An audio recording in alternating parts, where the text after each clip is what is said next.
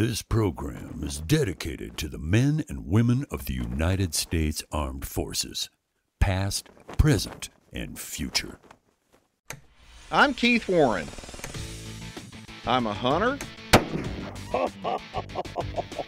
a fisherman. I'm throwing a big old bait because I'm looking for big old fish. A conservationist. Oh, come on. A family man. And I'm proud to be a deer farmer.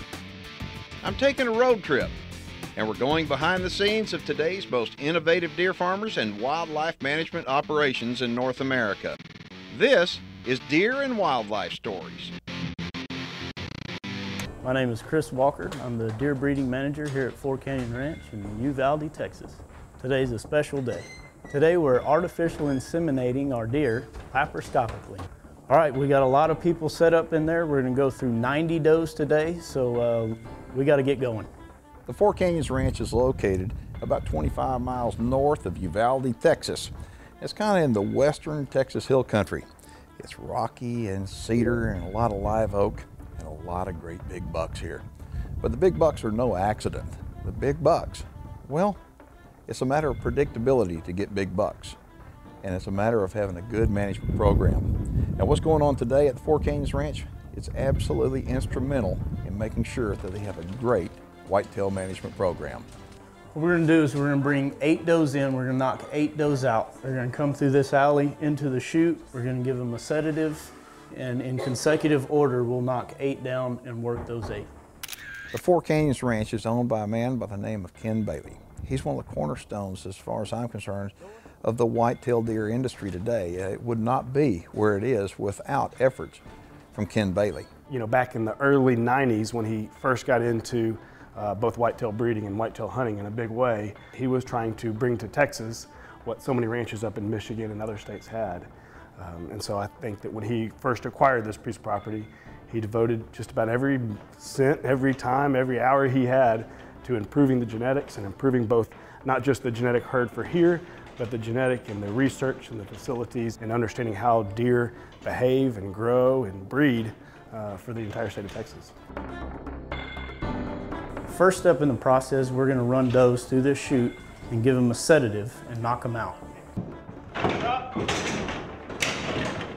This is definitely a big team effort. There's a lot of people that have to know a lot of things about what's going on. They have a specific job to do, and my wife, Ty, oversees everything. I couldn't do it without her. Front door. Well, we leave the lights on in the alley so they go to light. And it just kind of helps them focus on where they're supposed to go rather than trying to come in here in the shoot room with us and seeing all the activity. They go into the chute. That's the only thing they can see. So once we give the sedation, we give them about 15 minutes to go down. And this doesn't hurt them at all. So what we're doing here is the does have been knocked out. We're putting them on a gurney and stretching them out. They've got a blindfold over their eyes just to reduce the stress as well. So you'll notice as the does come through that they have a tag. Each tag has a unique number specified for that deer. This is critical in keeping our records together and for the docs to know what semen goes in what does. What we're doing here is we're prepping them for surgery. We're shaving their belly, we're vacuuming all the hair off, and we're wiping them down with alcohol, prepping them for surgery, and then they'll go straight out into the trailer. Just getting them prepped for the surgery. We have to make sure they're clean and sanitary, and hopefully that'll increase our chances of having a conception. I'm Bill Luce. I'm Ty's father and Chris's father-in-law. And I run around with this board and make sure that all the deer get checked off and do anything that anybody else doesn't want to do. That's what I'm here for. It's going good. Everything's right on schedule. Those are reacting good. Weather's perfect. Couldn't ask for a better deal. Artificial insemination is very low stress, so much more so than out in the wild. And bucks are running does and getting hot and stressed out. We try to minimize as much stress as we can here in the facility doing our laparoscopic AI. The deer are sleeping, they're completely sedated, they have no idea what's going on, no stress, they'll wake up, be pregnant, never even know what happened. Deer and Wildlife Stories is brought to you in part by the American Deer and Wildlife Alliance. Deer Guardian Misting Systems, Four Canyons Ranch, Hoff Power Polaris, Record Rack, and LE Fence Company. Now the lab that they're using here, it's a portable lab. They're able to literally hook up and drive into your place, and they'll be ready to inseminate deer within a half hour. It's totally self-contained.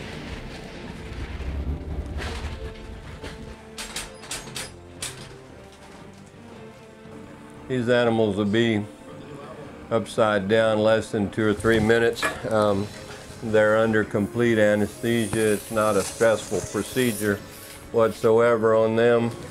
He's preparing the reversal of the anesthesia, which is given right away as soon as we finish breeding her. And you've got 2 small wounds on the animal. The equipment basically is sterile when it goes in and out of her, but we give her a little light dose of antibiotic. We're gonna end up visualizing the uterus quickly so that the animal's not under any more stress than it needs to be. Animal's completely anesthetized. Dr. Bachowski will then bring the semen out of the lab to me, and we will inseminate this girl. Ready, doctor? And the objective is not to have her elevated any longer than possible, which for us usually is a very short period of time. We'll inseminate them, immediately close the 2 small 5mm wounds, reverse her anesthesia, and send her back to the pens. This is a fairly stress-free procedure. We do a number every year. We have good records going back years and years, but the mortality patterns for all deer that come in and out of the trailer are less than 0.46% for all causes. That includes animals that get stepped on in recovery and might rupture their spleen or twist the stomach or so forth. So in skilled hands, this is a pretty simple procedure and very effective in terms of utilizing the semen that we're presented with. You should expect conception rates with this procedure with good quality semen and an experienced operator between 80 and 100%. From the time the deer enter the barn to the time that they're done with the surgical procedure, it takes about 15 minutes.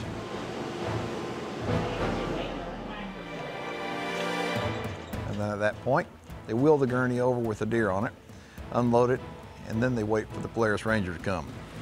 Okay, so what's happening here in this step is the procedure's done. Now we're loading up the does to go back to the pen to recover.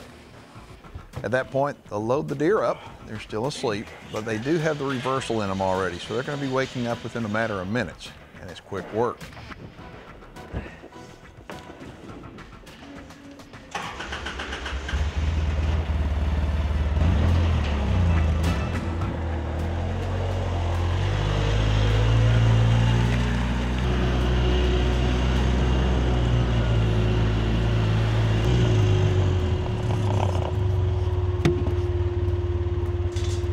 Then they take them to the pen where they'll put them in a special little area that they got bedded down with hay. And the reason for that is to make it soft and dry. It's rained recently out here, so soft and dry, and also to keep some body heat in. What's going to happen, because it is so rapid with the insemination process, these does are going to start waking up every few minutes until pretty soon, within a half hour or so, all of them are up and they don't even know what happened.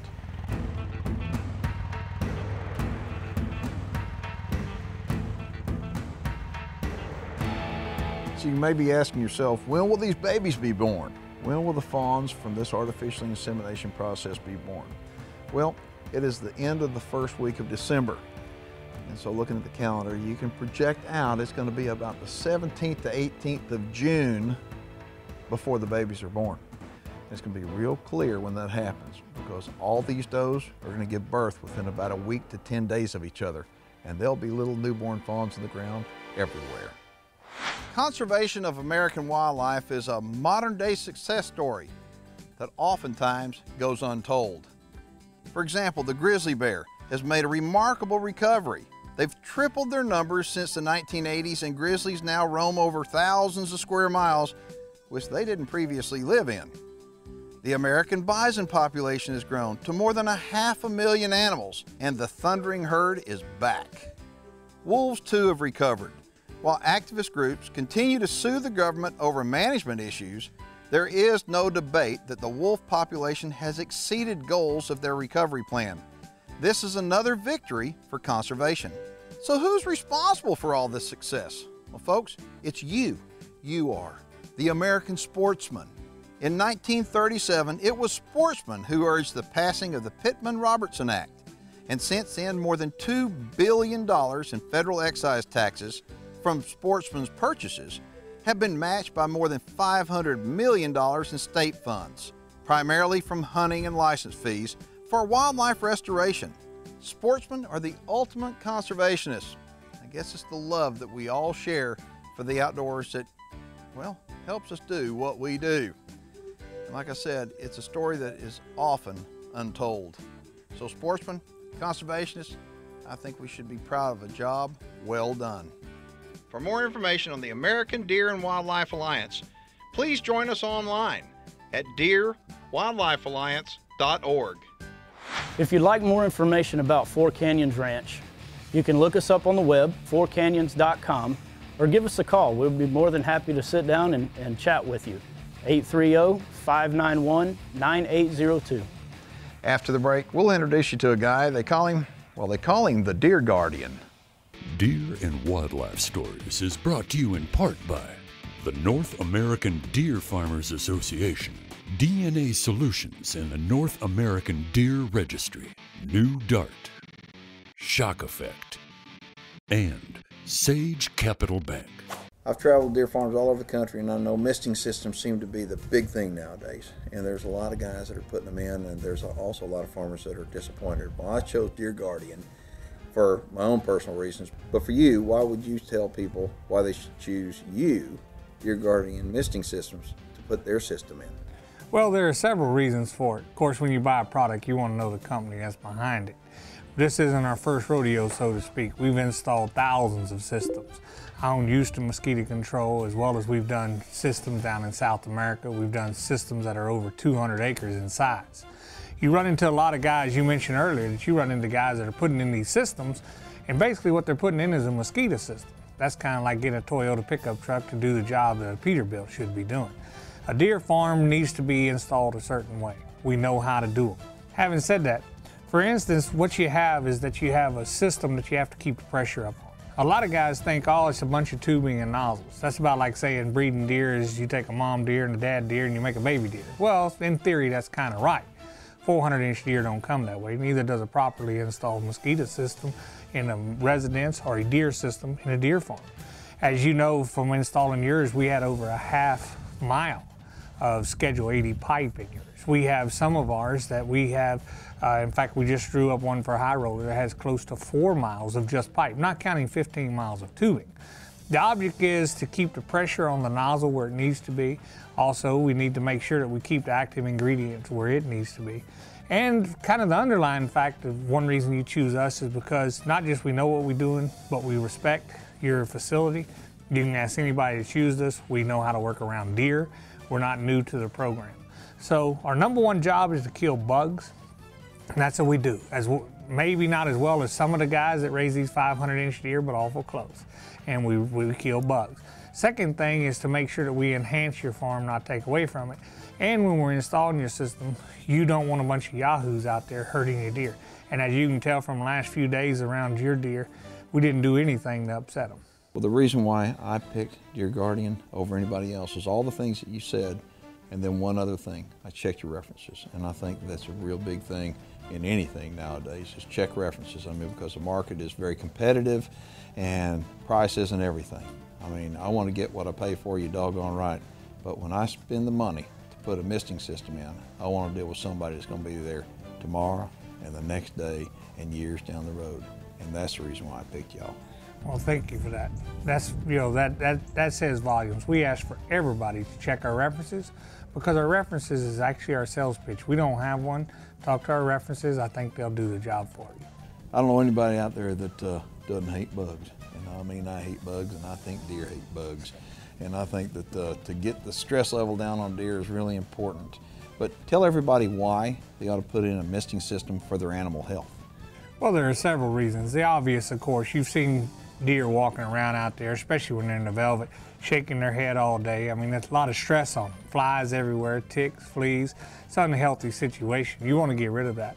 But also with the EHD and blue tongue, we know that one deer, especially if it's the wrong deer, could cost you more than 2 of these systems. So from a financial standpoint as well.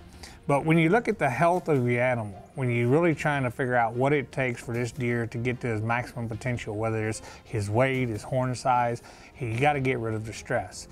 Flies, bugs, fleas, I mean, you've been where there's mosquitoes, I'm sure, in a duck blind or somewhere, and you spend all day swatting. How much energy does that take? Now, if the system's installed right, the only problem you have with flies is you're going to have to clean them out of the water trough because there'll be so many dead ones. But you'll make it where these deer can then live in an environment where they can produce to their maximum potential.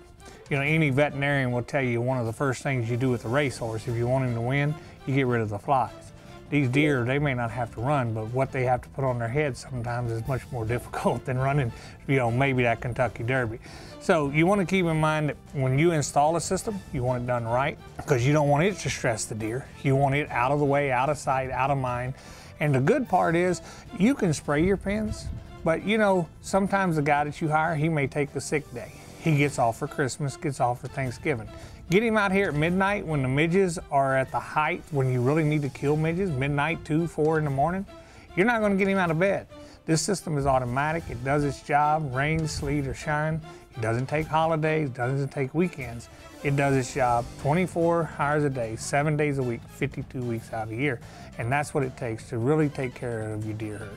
Well, if that doesn't convince you, why you ought to consider putting in a Deer Guardian misting system, I don't know what will. That guy right there, I call him the Deer Guardian. This Deer Fact Trivia is brought to you by Record Rack Deer Feeds. What is the single most limiting factor in the development of a deer's potential? A, overstocking, B, nutrition, C, bucks, D, does. The answer after the break. The answer is B, nutrition. For more information on Record Rack Deer Feeds, log on to record-rack.com. I know it's a tremendous amount of work to put one of those systems in, but go through the process telling people from the very beginning of doing the drawings of how putting in a Deer Guardian system works. Well, obviously the farmer or rancher contacts us, we start a conversation, we get a drawing of his pens, we get all that over to our engineer. Our engineer then designs the system. That's what sets us apart. See, the goal is to make sure that every single nozzle tip sprays at least 220 psi. The only way to do that is to get the right amount of fluid down the system. Now, we have systems that are 3/4 miles away, still holding 300 psi on the tubing and on the piping, and we're able to maintain that. It takes a lot of engineering and a lot of balance in the system to do that. Also, you have to look at the cover in a pen. You know, to sit there and tell you, well, this pen is X amount of feet around and X amount of feet square, what do I need? It'd be difficult. How many trees am I getting around? What kind of slopes do I have? Where's the spray gonna go? Everybody agrees on one thing with these systems. If you can get the spray on the bug, it will kill the bug. The biggest problem is people say you can't get the spray on the bug. You can, but you got to do it the right way. We always manipulate a south wind. We always start on the south end of the property. We always look for whether the slope's going uphill or downhill. All that comes into play as to the distance of our nozzles. When we look at the way that we set up systems, we set them up to work, we set them up where the pressures are right, and equally important, we get enough insecticide down that nozzle. All right, most deer farmers are pretty good do-it-yourselfers. I mean, we can pretty much fix anything, kind of shade tree mechanic, so to speak. And you can look at one of your systems and think, that's pretty doggone simple. And I mean, I go deer farms all over the country and I see guys that have tried to do it themselves. And literally, they have a system up, they go, oh, it seems to be working fine. And I'm thinking, they don't know what I know. And the only reason why I know what I know is because of dealing with you. So tell everybody about these shade tree guys that are putting up home systems that it may not be as effective as what their expectations are. Well, it's kind of like you. Whenever you saw your system, when we fired it up, when you went around that corner, it really, you know, it wasn't a put on. There was no cameras rolling at that time. You're like, what in the world? There's fog everywhere. That's the difference. You get 250 psi coming out of those nozzles, you get the right placement, you get the right wind drift, As you saw, we can turn your whole pen into a fog. Now you tell most guys to carry fluid half a mile down the way, put out 600 nozzles and get the pressure there. It's not an accident. It doesn't happen by accident. These, you look at the system, tubing, nozzles, why does it have to be engineered? It has to be engineered because it has to work the same way every time. When we start the process on these systems, it starts from day one, installing this system the right way. Well, if you're one of those shade tree guys that thinks that you can install your own misting system, you may be able to, but I doubt that it's going to work properly. And so I would encourage you, before you spend a lot of time and money, call the Deer Guardian. All right, these systems that y'all are putting in, I know they're not simple for the average guy, but they're simple for y'all because you've done them for years and years. I've got a question regarding maintenance. What are the primary things that a misting system owner is going to need to be aware of? Well, one thing we have done, we made that pretty simplistic. We made sure that, because your job's raise deer, not spend all your time working on your system. Basically, if a nozzle clogs, you unscrew it, slap a new one on. There's a procedure we show you to clean it out. It takes just a few seconds per nozzle. If a line gets cut, which will happen occasionally if you have a lot of trees or something, there are sleeves where you replace it, and then you clean it out once a year. Pretty much all your maintenance involves, I can show you how to do all of it in about 30 minutes, and you probably do less than, besides changing tips, and an hour a month. But it does need to be done like anything else, but it's minimal. But we've done that, the reason we've done it is that way it doesn't take your time away from your deer farming. All right, so if somebody wants more information on any of the misting systems that Deer Guardian has, you can go to deerguardian.com. Thank you, George. Thank you. Appreciate it. Now you need to go get a jacket on. It's getting kind of cold. Before you make your next Polaris purchase, you owe it to yourself to check out the #1 Polaris dealer, Hoffpower Polaris. Log on to keithwarren.net for 24/7 access to more information, more video, and full episodes. Reproductive services for deer and wildlife stories provided by Dr. Ray Favero's Whitetail Genetics.